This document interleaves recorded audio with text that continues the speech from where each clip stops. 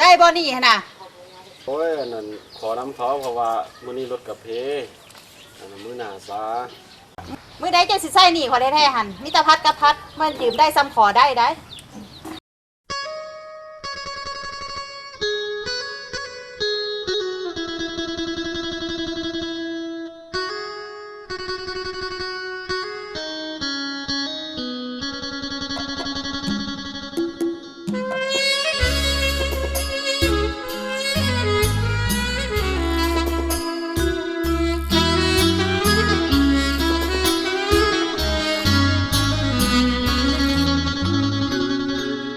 พอ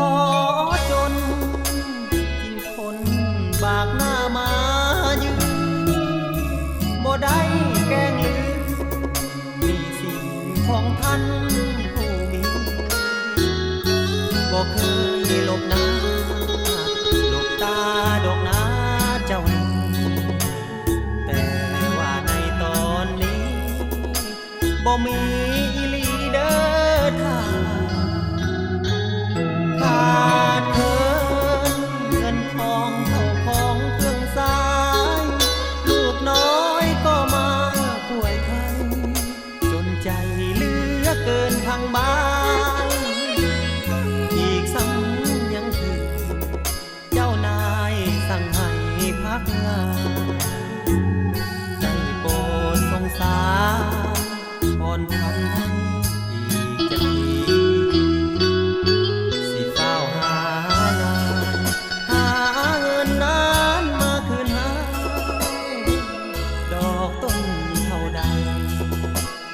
สายบ่เหลือเมื่อมีแต่ตอนนี้นะ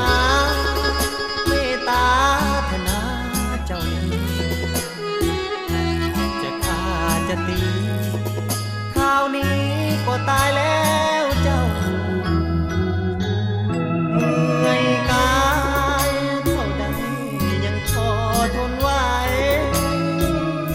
แต่เมื่อยหัวใจบ่ไหวแล้ว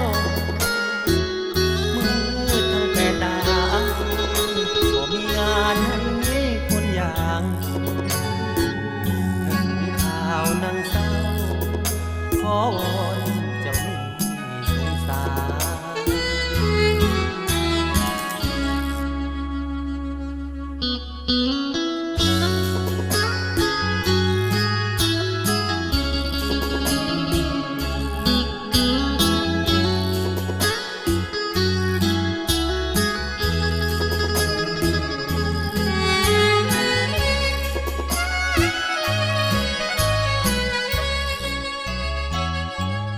เฝ้าหา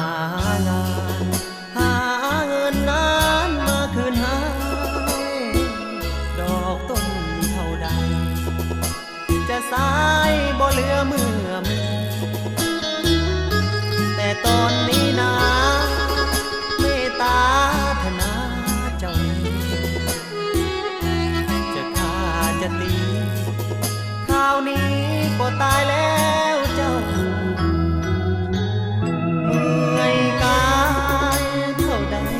ยังพอทนไหวแต่เมื่อยหัวใจแทบทนบ่ไหวแล้วมืดทั้งแปดดาวบ่มีงานให้คนอย่างถึงข่าวนั่งเศร้า